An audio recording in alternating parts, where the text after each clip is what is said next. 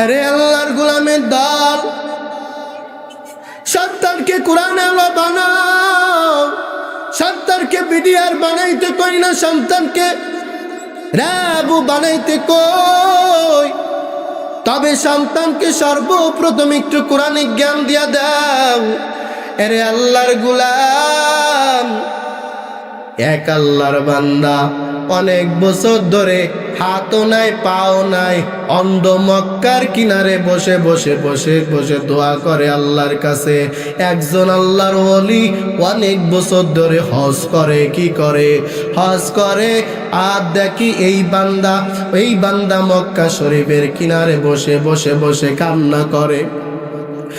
একবার আল্লাহর ওলি বলে, ও ভাই, আপনার হাতও নাই পাও নাই, আপনি কাবা শরীফের কিনারে বসে বসে কেন কান্না করেন?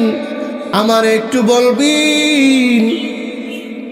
আল্লাহর ওলি রে কয়, ও আল্লাহর ওলি গো, আপনি শুনে কি করবেন গো? আপনি কি সমাধান করতে পারবেন? আল্লাহর ওলি কয়, ও ভাই একটু বলেন, শুনি শুনি শুনি। আল্লাহর ওলি রে কয়, ও আল্লাহর ওলি গো, আজ থেকে অনেক বছর আগে আমার বাবা, আমি যখন ছোট্ট তখন দুনিয়া থেকে বিদায় নিয়ে চলে যায়। আমার বাবা দুনিয়া থেকে বিদায় নেওয়ার পর আমার মা আমারে লালন পালন করা শুরু করলেন। আমার বাবা ছিলেন একজন কাটুরিয়া, কাঠ কেটে কেটে কেটে, জঙ্গলার কাঠ কেটে বাজারের মধ্যে বিক্রি করে করে সংসার চালাইতেন। আমার মা আমাকে নিয়ে সংসার করা শুরু করলেন। আমার মা সংসার করার পর আমি যখন আস্তে আস্তে করে বড় হলাম, আমার বাবার পেছনটা আমি ধরে ফেললাম। আমার মা আমারে কয়, ওরে আমার সন্তান বড় হয়ে গেছো, এখন বিবাহ করো। সন্তান বিবাহ করলো। সন্তান বিবাহ করার পর এই সন্তান কাঠ কাটতে যায়। সন্তান একদিন বিবিকে ডেকে বলে, ও আমার কলেজার টুকরা বিবি, আজকে আমি কাঠ কাটতে জঙ্গলার মধ্যে যাইতেছি, দুপুরের খাবার আর রাত্রের খাবার নিয়ে পৌঁছায় দিয়ে আসবা। রাত্রের খাবার আর সকালের খাবার নিয়ে দিয়ে আসবা। আমার বিবি সকালের খাবারও দেয় নাই, দুপুরের খাবারও দেয় নাই, রাত্রের খাবারও দেয় নাই।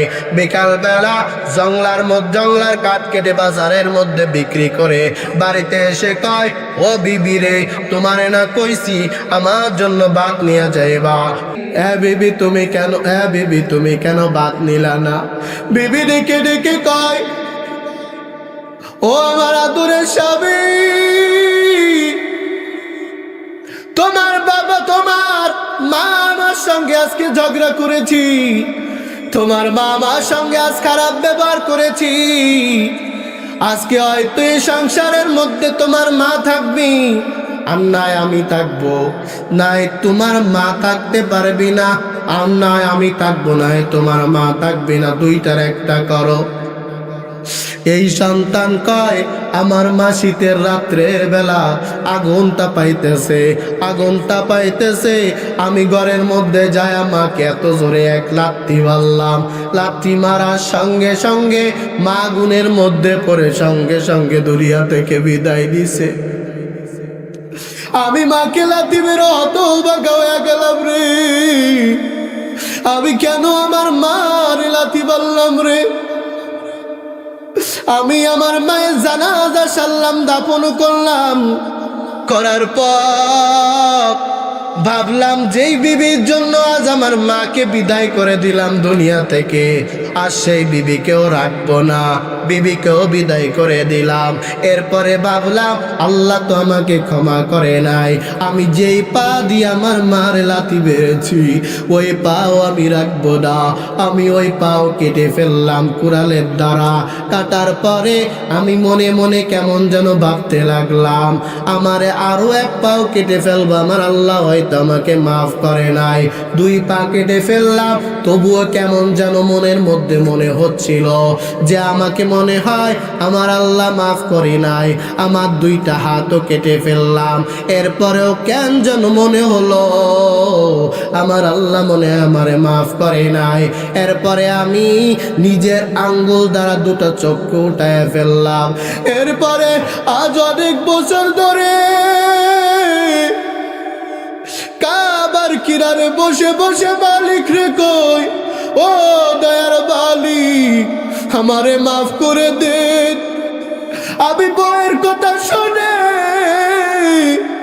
আমার মাকে হত্যা করে ফেলেছি, আমার মাকে দুনিয়া থেকে বিদায় করে ফেলেছি।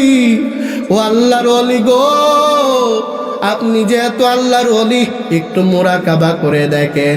আল্লাহ তো আপনার কাছে বলতে পারে, আল্লাহর সঙ্গে তো আপনারা সরাসরি কথা বলতে পারেন। মুরাকাবা করে দেখেন। আল্লাহর ওলি সেজদায় পড়ে আল্লাহরে কয়, ও দয়ার মালিক আপনি কি আপনার ওই বান্দাকে ক্ষমা করেছেননি? আল্লাহ কয়, ও আমার বন্ধু শোনো শোনো, এই বান্দা যদি কিয়ামত পর্যন্ত কাবার কিনারে বসে বসে আমি আল্লাহর কাছে ক্ষমা চাই, আমি আল্লাহ ক্ষমা করব না যতদিন পর্যন্ত তার মা তারে ক্ষমা না করবি। আপনারা দেখেছেন গত কয়েকদিন আগে আবুল সরকার বাউল ফাউল এ আমার আল্লাহকে নিয়ে সরাসরি কটূক্তি করেছে। কাকে নিয়ে? আমার আল্লাহকে নিয়ে। কয় আল্লাহ কয় বলে আগে মানুষ সৃষ্টি হয়েছে, আবার আল্লাহ কয় আগে জামিন সৃষ্টি হয়েছে। আল্লাহ এক মুখে কয় কথা কয় নাউজুবিল্লাহ। এই আমাদের থেকে আল্লাহ সব থেকে ভালো জানেন কি জানেন না? সব দিক থেকে সর্বাধিক জ্ঞান আল্লাহ তাআলার আছে। আমরা আল্লাহর কাছে কিছুই না, আমাদেরকে আল্লাহ তাআলা সৃষ্টি করেছেন। আবার কোরআনের 30 নম্বর পারার একটা সূরাকে নিয়ে ওই বেঈমান এই জানোয়ার কটূক্তি করেছে, বলে কুল আউযু বিরাব্বিন নাস মালিকিন নাস নাউযুবিল্লাহ নাউযুবিল্লাহ। আল্লাহ শুধু নাসে নাসে নাউযুবিল্লাহ। এই বাংলা জমিনের মধ্যে যেই বেঈমানের দলই আমার নবীকে নিয়ে কটূক্তি করবে, আমার আল্লাহকে নিয়ে কটূক্তি করবে, এই দেহে জান থাকা পর্যন্ত আমরা মুসলমানরা বরদাস্ত করতে পারবো না। ঠিক কিনা? তোমরা ভারতের মধ্যে মুসলমানদেরকে সংখ্যালঘু পেয়ে তোমরা মুসলমানদেরকে রাম রাম বলাও, কান ধরে উদ্বাস করাও, আর আমার বাংলা জমিনের মধ্যে তোমার ধর্মীয় লোককে আমরা, তোমাদের ধর্মীয় লোককে আমরা নিজের মুখের মধ্যে আমাদের জিহ্বাটা যেমন নিরাপদ ঠিক এমন নিরাপদে রেখেছি, তারপরেও তোমরা আমাদের ধর্ম নিয়ে, আমাদের নবীকে নিয়ে, আমাদের শ্রেষ্ঠ নবীকে নিয়ে, আমাদের আল্লাহকে নিয়ে কটূক্তি করবা, এটা আমরা কখনো বরদাস্ত করতে পারবো না। ঠিক কিনা? এই কোরআন সমাধান নাকি? আমাদের জীবনের সমাধান কি কোরআন নাকি? এই কোরআনের বিরুদ্ধে যদি কোনো বেঈমান কথা বলে আমরা সহ্য করতে পারবো? আল্লাহ তাআলা বলেন সূরা বাকারার মধ্যে, আলিফ লাম মিম যালিকাল কিতাবু লা রাইবা ফীহি হুদাল লিল মুত্তাকিন। আমার আল্লাহ বলে, দুনিয়ার মানুষ আমি আল্লাহ তাআলা এই কোরআনকে কাদের জন্য সৃষ্টি করেছি জানো?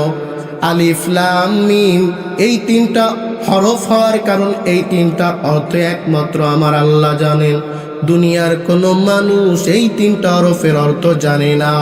আল্লাহ বলেন হুদাল লিল মুত্তাকিন, এটা মুত্তাকিদের জন্য। আলিফ লাম মিম যালিকাল কিতাবু লা রাইবা ফীহি।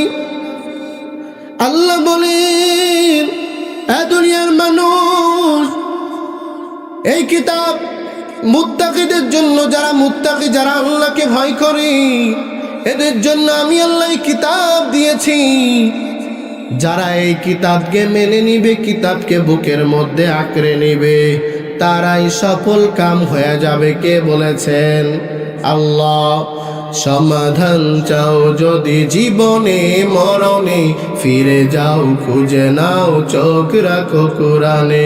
সমাধান চাও যদি জীবনে মরণে, ফিরে যাও খুঁজে নাও চোখ রাখো কোরআনে। এ বাণী সকলের নয় শুধু মুমিনের, যারাই চলবে মেনে ফল পাবে কোরআনের। ঘরে বলো কে বা রাষ্ট্রে বলো, ঘরে বলো কে বা রাষ্ট্রে বলো, অশান্তি দূর করে শান্তি আনে। সমাধান সমাধান চাও যদি জীবনে মরণে, ফিরে যাও খুঁজে নাও চোখ রাখো কোরআনে।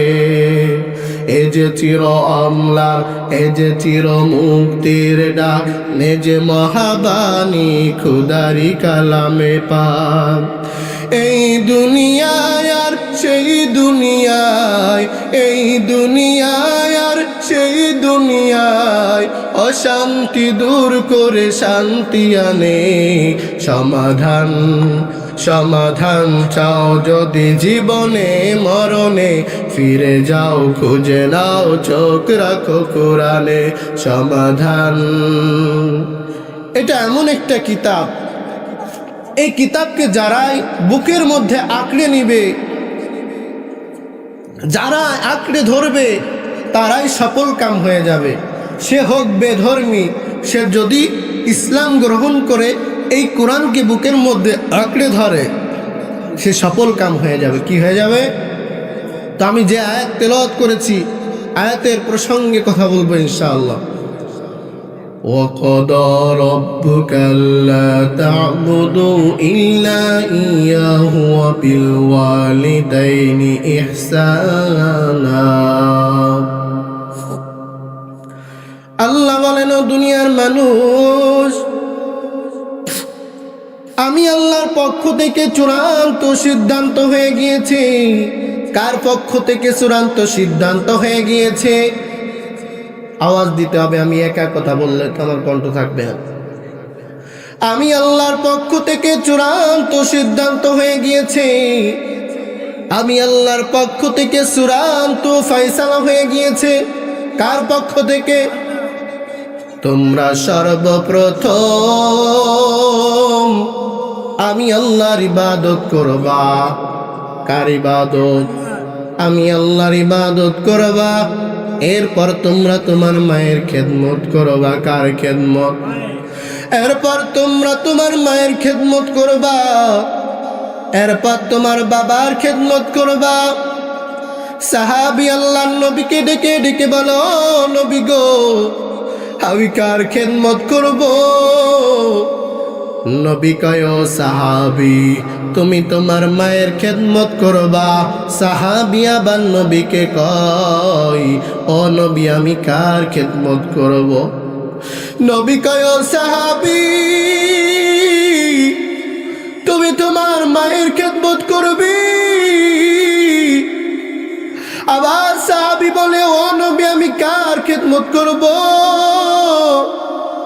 নবী বলে, ও সাহাবী, তুমি তোমার মায়ের খেদমত করবা।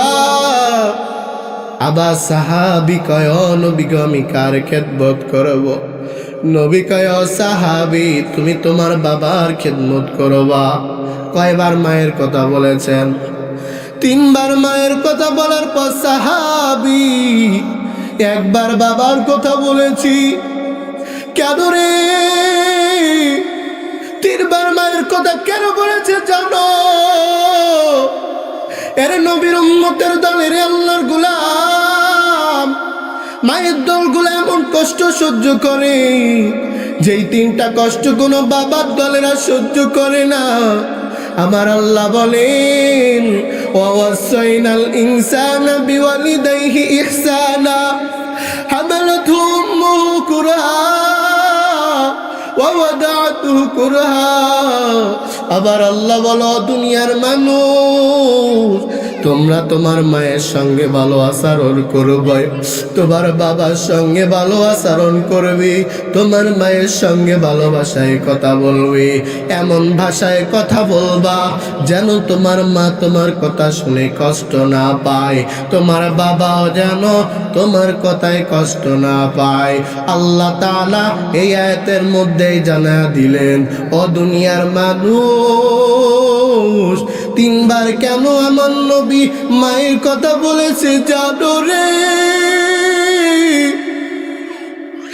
আবার আল্লাহ কয়, ও দুনিয়ার মানুষ, মা জাতি এমন তিনটা কষ্ট সহ্য করে রে, এই তিনটা কষ্ট কোনো বাবার দল সহ্য করে না। এক নম্বরে সন্তানকে জন্ম দেওয়ার কষ্ট সহ্য করে, দুই নম্বরে সন্তানকে দুধ পান করানোর কষ্ট সহ্য করে, তিন নম্বরে সন্তানকে লালন পালন করার কষ্ট সহ্য করে। এরা নবীর উম্মতের দলের আল্লাহর গোলাম, সেইবারে ছিললি না, সেই বাবারে আর ছিললি রে নবীর উম্মত, এরে আল্লাহর গোলাম। এই শীতের রজনীতে কত মা হঠাৎ করে গর্ভধারিণী মা, গর্ভবতী মা তোমার বাবার পাশে গোবায়া আছে, হঠাৎ করে তোমার বাবা তোমার মায়ের থেকে তাকায়া দেখে আমার বিবি নাই বিছানার মধ্যে। এই গভীর রজনীতে আবার বিবি কই গেল রে? এদিকে ওদিকে বিবিরে খুঁজে, ও বিবি কই গেলা? বাগানে অন্ধকারের মধ্যে বসে বসে বিবি কাঁদে, ওরে আবার আদরের স্বামী, আমি তো গর্ভের যন্ত্রণা সহ্য করতে পারি না, মনে করলাম উঠানের মধ্যে এসে বসলে মনে হয় গর্ভের যন্ত্রণা ভালো হয়ে যাবে, কিন্তু এই উঠানের মধ্যে এসেও গর্ভের যন্ত্রণা ভালো হয় নাই। জঙ্গলের মধ্যে মনে করলাম নীরবে বসে বসে কাঁদি, আমার মনে হয় গর্ভের যন্ত্রণা ভালো হয়ে যেতে পারে, কিন্তু ভালো হয় না। ওরে আবার আদরের স্বামী, আমি তো সহ্য করতে পারি না। এ আমার কলেজার টুকরা যুবক রে, এ আমার বাবা, তোমার মা একদিন সহ্য করেনি, 2 দিন সহ্য করেনি, 10 মাস 10 দিন তোমাকে গর্ভে ধারণের কষ্ট সহ্য করেছে। এরপরেও কত মা দুনিয়া থেকে বিদায় নিয়ে চলে যায়, কত মা দুনিয়া জমিন ত্যাগ করে চলে যায়।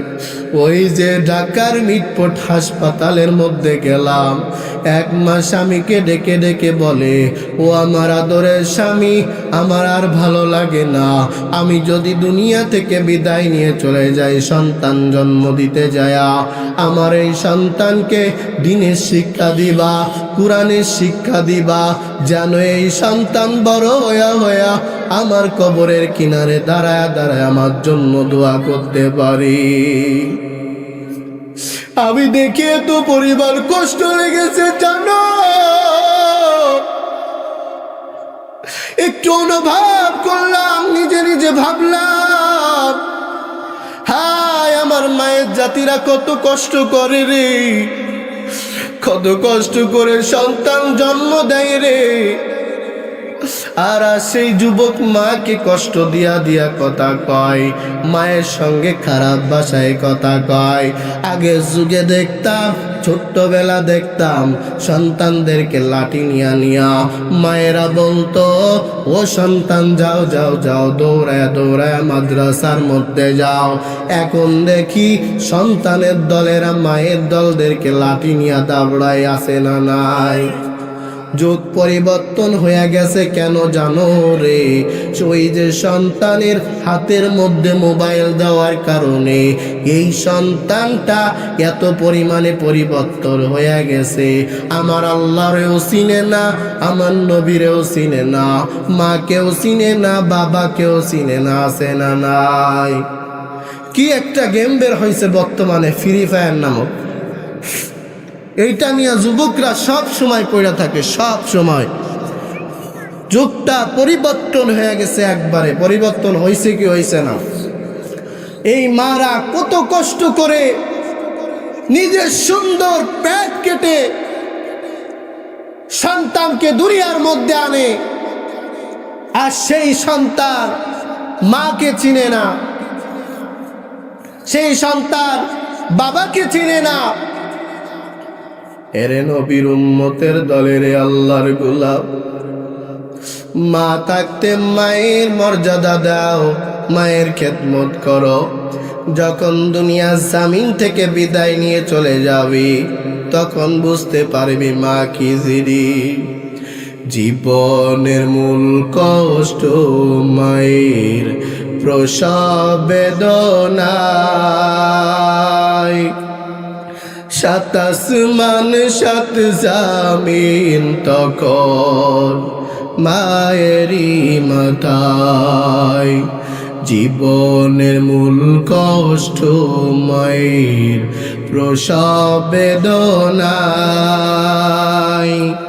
সাত আসমান সাত জামিন তখন মায়েরই মাথায়। এমন মাকে কেমনে আমি, এমন মাকে কেমনে আমি যাব ভুলিয়া। মা গো মা, ও আমার প্রাণের মা, জনম দুঃখী ইয়তীম আমি, চাই না কেহ ফিরিয়া। আমি যখন ছিলাম আমার মায়েরই উদরে, চলা ফিরা করতেন যে মাই কত কষ্ট করে। আমি যখন ছিলাম আমার মায়েরই উদরে, চলা ফিরা করতেন যে মাই কত কষ্ট করে।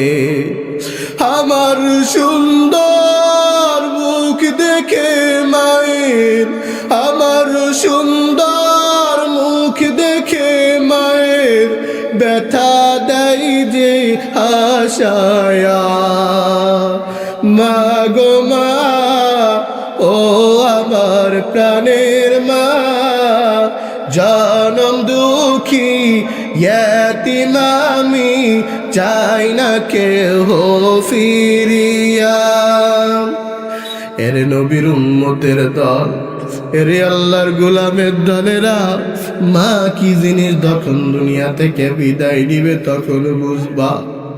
বাবা কি জিনিস যখন দুনিয়া থেকে বিদায় নিবি তখন বুঝবা তোমার বাবা তোমার জন্য কেমন নিয়ামত ছিল।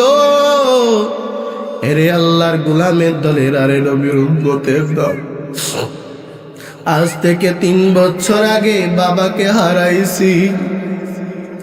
বাবা কত সুন্দর করে ডাক দিয়ে বলতো, ও আমার আদরের সন্তান। যখন বাবা এমন করে ডাকতো রে, কলিজাটা ঠান্ডা হয়ে যাইতো। কত যুবকেরা এখন বাবারে বাবা কয়া ডাকে রে, আমারও তো একটু মন চাই রে, আমি একটু বাবারে বাবা কয়া ডাকি, কিন্তু আর কোনো কঠিন কালেও সম্ভব না। ওই যে যখন মাদ্রাসার মধ্যে পড়তাম, জানালার কিনারে এসে এসে বাবা বলতো, ও আমার কলিজার টুকরা সন্তান কই আয়। ঘুমের মধ্যে বিভোর হয়ে থাকতাম। বাবা যখনই ডাক দিত, বাবার এক ডাকে উঠিয়া চলিয়া আসতাম। ও বাবা কি বলবি, বাবা কার আদরের সন্তান, দেখ তোর জন্য আমি কত চমৎকার দুধ নিয়ে এসেছি, কলা নিয়ে এসেছি, আম নিয়ে এসেছি। বাবারে বলতাম, ও বাবা আপনি না খেয়ে কেন আমার জন্য এনেছেন? বাবা কয়, ওরে সন্তান, তুমি খেলে তোমার মাথার বৃদ্ধি হবে, তোমার পড়ালেখা ভালো হবে। আর সেই বাবাকে হারিয়ে নিঃস্ব হয়ে গেলাম। ও নবীর উম্মতের দলেরা, ওরে আল্লাহর গোলামের দলেরা, দাঁত থাকতে দাঁতের মর্যাদা দাও, মা থাকতে মায়ের মর্যাদা দাও। এরে আল্লাহর গোলাম, সন্তানকে যদি ভালো সন্তান বানাইতে চাও, সন্তানের থেকে যদি খেদমতের আশা করো রে, তোমাদেরও কিছু কাজ করতে হবে। সন্তান যখন জন্ম নিবি, সন্তান জন্ম নেওয়ার সঙ্গে সঙ্গে সন্তানের সুন্দর একটা নাম রাখতে হবে। কি রাখতে হবে? সন্তানের সুন্দর একটা নাম রাখতে হবে। এক বাবা হযরতে ওমরের কাছে আসিয়া বলে, ও খলিফাতুল মুসলিমিন গো, ও খলিফাতুল মুসলিমিন, আমার সন্তান আমার খেদমত করে না, সন্তান মায়েরও খেদমত করে না। খলিফাতুল মুসলিমিন ওই সন্তানকে ডেকে ডাকাইলেন, খলিফাতুল মুসলিমিনের কাঠগড়ার মধ্যে দাঁড় করাইলেন। দাঁড় করায় কয়, ও যুবক, তুমি তোমার মায়ের খেদমত করো না কেন? তুমি তোমার বাবার খেদমত করো না কেন? যুবক কয়, ও খলিফাতুল মুসলিমিন, ইসলামে কি শুধু মায়েরই খেদমত আছে, বাবারও খেদমত আছে? খলিফাতুল মুসলিমিন কয়, রে না না না, ইসলামে বাবার সন্তানেরও খেদমত করবি। তিনটা হক রয়েছে সন্তানের প্রতি। কয়টা? এক নম্বরে, সন্তান যখন দুনিয়া জামিনের মধ্যে আসবে রে, সন্তানের সুন্দর একটা নাম রাখতে হবে। কি রাখতে হবে? আওয়াজ দিয়া কথা বলবেন। এ নবীর উম্মতের দল, সন্তানের সুন্দর একটা নাম রাখতে হবে। দুই নম্বরে, নিসাউকুম হারসুল লাকুম, এমন একজন মা নির্বাচন করতে হবে যেই মা দিনদারি, নামাজ আদায় করে। তিন নম্বরে, সন্তান যখন একটু বড় হবে, সন্তানকে দ্বীনি শিক্ষায় শিক্ষিত করতে হবে, কোরআনিক শিক্ষায় শিক্ষিত করতে হবে। আমাদের সন্তানরা যখনই 5 বছর 7 বছর বয়স হয়, দেখি মোবাইল, তাস খেলে, জুয়া খেলে। মোবাইলের মধ্যে বর্তমানে জুয়া বের হয়েছে, জুয়া খেলে, তাস খেলে, সিগারেট খায়। হতভাগা সন্তান এগুলা। আমি তো অবাক হয়ে যাই দেখে। ছোট্টবেলা দেখতাম কোন ছোট বয়সে ছোট মানুষ যখন মুরব্বীদেরকে দেখে বিড়ি সিগারেট খাইতো, আবদালে খাইতো, পালিয়ে পালিয়ে খাইতো, কিন্তু এখন ওপেনে খায়। মুরব্বীরাও কিছু পায় না, সমাজের মধ্যে কোনো বিচার আচারও নাই, এজন্য ওপেনে টানা শুরু করে। ঠিক কিনা জোরে বলে? এরে আল্লাহর গোলামের দলেরা, আমি আপনারে বলি না রে বাবা, আপনার সন্তানকে বড় পিডিআর বানান, বড় র্যাব বানান। আপনি আপনার সন্তানকে সর্বপ্রথম একটু কোরআনিক শিক্ষা দেন, যেন এই সন্তান জানাজার মধ্যে দাঁড়ায় দাঁড়ায় দোয়া করতে পারে, আপনার জন্য দোয়া করতে পারে। কবরের কিনারে দাঁড়ায় দাঁড়ায় রব্বির হামহুমা কামা রব্বায়ানি সগীরা বলিয়া বলিয়া দোয়া করতে পারে। এরে বাবা, সন্তান নাই, কোনো টেনশন করিয়েন না। এই যে আপনাদের মাদ্রাসার মধ্যে দেখবেন কত এতিম সন্তান আছে, একটা সন্তানের দায়িত্ব নিয়ে নেন। এই সন্তানের দায়িত্ব নিয়ে আপনি ভরণ পোষণ করান, এই সন্তানকে খাওয়ান, এই সন্তানের জামা কাপড় দেন। কাল কিয়ামতের ময়দানে যখন গুনাহের কারণে আপনাকে আল্লাহ বলবে, এ বান্দা বান্দা যাও যাও, তোমার জন্য আমার জান্নাত নয়। আল্লাহ তাআলা এই কথা বলার সঙ্গে সঙ্গে ওই যেই বান্দাকে, যেই ছাত্রকে আপনি ভরণ পোষণ দিলেন, যেই ছাত্রকে আপনি খাওয়াইলেন, ওই ছাত্র বলবে, ও দয়ার মালিক, আজকে যদি আবার ওই লজিকওয়ালা আমার ভরণ পোষণ দেওয়ালা আপনার বানানো জাহান্নামে চলে যায়, আমিও আপনার জান্নাতের মধ্যে প্রবেশ করব না, আমাকেও আপনার জান্নাতের মধ্যে প্রবেশ করাবেন না, আমিও জাহান্নামের মধ্যে প্রবেশ করব। আল্লাহ বলবে, ও ফেরেশতার দলেরা রে, দ্রুত করে করে এই বান্দার যে ভরণ পোষণ দিল, যে দায়িত্ব নিল, তাদেরকে সহ আমার এই কোরআনের হাফেজকে জান্নাতের মধ্যে প্রবেশ করায় দাও। সুবহানাল্লাহ। আরে আল্লাহর গোলামের দল, সন্তানকে কোরআন আলো বানাও, সন্তানকে বিডিআর বানাইতে কই না, সন্তানকে রাবু বানাইতে কই, তবে সন্তানকে সর্বপ্রথম একটু কোরআনিক জ্ঞান দিয়া দাও। আরে আল্লাহর গোলাম, এক আল্লাহর বান্দা অনেক বছর ধরে হাতও নাই পাও নাই, অন্ধ মক্কার কিনারে বসে বসে বসে বসে দোয়া করে আল্লাহর কাছে। একজন আল্লাহর ওলি অনেক বছর ধরে হজ করে, কি করে, হজ করে, আর দেখি এই বান্দা মক্কা শরীফের কিনারে বসে বসে বসে কান্না করে। একবার আল্লাহর ওলি বলে, ও ভাই, আপনার হাতও নাই পাও নাই, আপনি কাবা শরীফের কিনারে বসে বসে কেন কান্না করেন, আমার একটু বলবেন? আল্লাহর ওলি রে কয়, ও আল্লাহর ওলি গো, আপনি শুনে কি করবেন গো, আপনি কি সমাধান করতে পারবেন? আল্লাহর ওলি কয়, ও ভাই একটু বলেন শুনি শুনি শুনি। আল্লাহর ওলি রে কয়, ও আল্লাহর ওলি গো, আজ থেকে অনেক বছর আগে আমার বাবা, আমি যখন ছোট্ট তখন দুনিয়া থেকে বিদায় নিয়ে চলে যায়। আমার বাবা দুনিয়া থেকে বিদায় নেওয়ার পর আমার মা আমারে লালন পালন করা শুরু করলেন। আমার বাবা ছিলেন একজন কাটুরিয়া, কাঠ কেটে কেটে কেটে, জঙ্গলার কাঠ কেটে বাজারের মধ্যে বিক্রি করে করে সংসার চালাইতেন। আমার মা আমাকে নিয়ে সংসার করা শুরু করলেন। আমার মা সংসার করার পর আমি যখন আস্তে আস্তে করে বড় হলাম, আমার বাবার পেছনটা আমি ধরে ফেললাম। আমার মা আমারে কয়, ওরে আমার সন্তান বড় হয়ে গেছো, এখন বিবাহ করো। সন্তান বিবাহ করলো।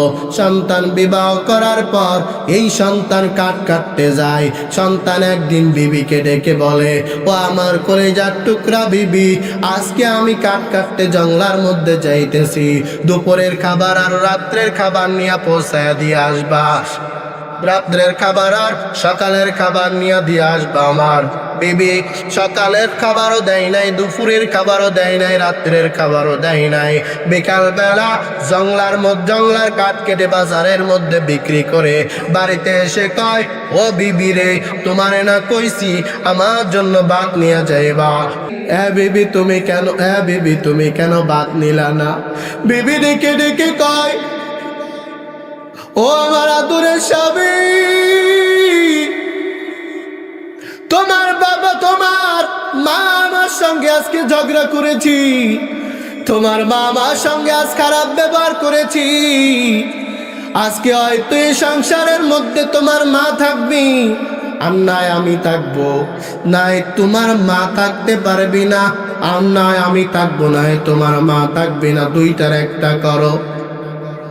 এই সন্তান কয়, আমার মা শীতের রাত্রের বেলা আগুন তাপাইতেছে, আমি ঘরের মধ্যে যাই, মাকে এত জোরে এক লাথি মারলাম। লাথি মারার সঙ্গে সঙ্গে মা আগুনের মধ্যে পড়ে সঙ্গে সঙ্গে দুনিয়া থেকে বিদায় দিছে। আমি মাকে লাথি মেরে হতবাক হয়ে গেলাম রে, আমি কেন আমার মার লাথি মারলাম রে? আমি আমার মায়ের জানাজা সারলাম, দাফন করলাম। করার পর ভাবলাম যেই বিবির জন্য আজ আমার মাকে বিদায় করে দিলাম দুনিয়া থেকে, আর সেই বিবিকেও রাখবো না, বিবিকেও বিদায় করে দিলাম। এরপরে ভাবলাম আল্লাহ তো আমাকে ক্ষমা করে নাই, আমি যেই পা দিয়ে আমার মার লাথি বেড়েছি ওই পাও আমি রাখবো না। আমি ওই পাও কেটে ফেললাম কুড়ালের দ্বারা। কাটার পরে আমি মনে মনে কেমন যেন ভাবতে লাগলাম, আমারে আরো এক পাও কেটে ফেলবো, আমার আল্লাহ হয়তো আমাকে মাফ করে নাই। দুই পা কেটে ফেললাম, তবুও কেমন যেন মনের মধ্যে মনে হচ্ছিল যে আমাকে মনে হয় আমার আল্লাহ মাফ করে নাই। আমার দুইটা হাতও কেটে ফেললাম, এরপরেও কেন যেন মনে হলো আমার আল্লাহ মনে হয় আমারে মাফ করে নাই। এরপরে আমি নিজের আঙ্গুল দ্বারা দুটো চক্ষু উঠায় ফেললাম। এরপরে আজ অনেক বছর ধরে কাবার কিনারে বসে বসে মালিক রে কই, ও দয়ার মালিক আমারে মাফ করে দেন। আমি বউয়ের কথা শুনে আমার মাকে হত্যা করে ফেলেছি, আমার মাকে দুনিয়া থেকে বিদায় করে ফেলেছি। ও আল্লাহর ওলি গো, আপনি যেহেতু আল্লাহর ওলি, একটু মুরাকাবা করে দেখেন। আল্লাহ তো আপনার কাছে বলতে পারে, আল্লাহর সঙ্গে তো আপনারা সরাসরি কথা বলতে পারেন। মুরাকাবা করে দেখেন। আল্লাহর ওলি সেজদায় পড়ে আল্লাহরে কয়, ও দয়ার মালিক আপনি কি আপনার ওই বান্দাকে ক্ষমা করেছেননি? আল্লাহ কয়, ও আমার বন্ধু শোনো শোনো, এই বান্দা যদি কিয়ামত পর্যন্ত কাবার কিনারে বসে বসে আমি আল্লাহর কাছে ক্ষমা চাই, আমি আল্লাহ ক্ষমা করব না যতদিন পর্যন্ত তার মা তারে ক্ষমা না করবি।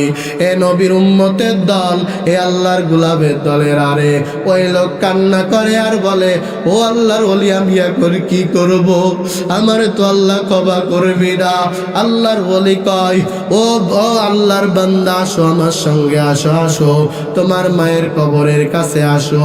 মায়ের কবরের কাছে যায়া যায়া মায়ের জন্য দোয়া করলেন। রে বাবা, এরে বাবা, আমরা যে কবরের কিনার দিয়ে যাই আর আমরা কবরকে সালাম দিই, আসসালামু আলাইকুম ইয়া আহলাল কুবুর। এই সালামটা শুনতে পাই কি পাই না? এই সালাম শুনতে পায় এবং বলে, আমার সন্তানের দেখো চুল পেকে গেছে, আমার সন্তানের দাড়ি পেকে গেছে, তবু আমার সন্তান কবরের কিনারে এসে আমার জন্য দোয়া করে, আমারে সালাম দেয়। আমি এই সন্তানকে ক্ষমা করে দিলাম। এ নবীর উম্মতের দল, এই আল্লাহর গোলামের দলের আরে কয়েক মিনিটের মধ্যে শেষ করে দিব রে বাবা। এ আল্লাহর গোলাম, তোমরা তোমার মাকে কষ্ট দিছো, ওই কবরের কিনারে দাঁড়ায় দাঁড়ায় দাঁড়ায় মায়ের জন্য দোয়া করবা, কালকে দোয়া করবা, ও মা তোমার সঙ্গে বিয়াদবি করে ফেলছিলাম, ও বাবা তোমার সঙ্গে আমি বিয়াদবি করে ফেলছিলাম, আমারে ক্ষমা করে দাও। আর বেশি বেশি করে মা বাবার রেখে যাওয়া সম্পদগুলোকে দান করবা, বেশি বেশি করে, পারবো তো? আল্লাহ তাআলা আমাদের সবাইকে মা বাবার খেদমত করার তৌফিক দান করুক। সর্বপ্রথম যেই কথাগুলো বলেছি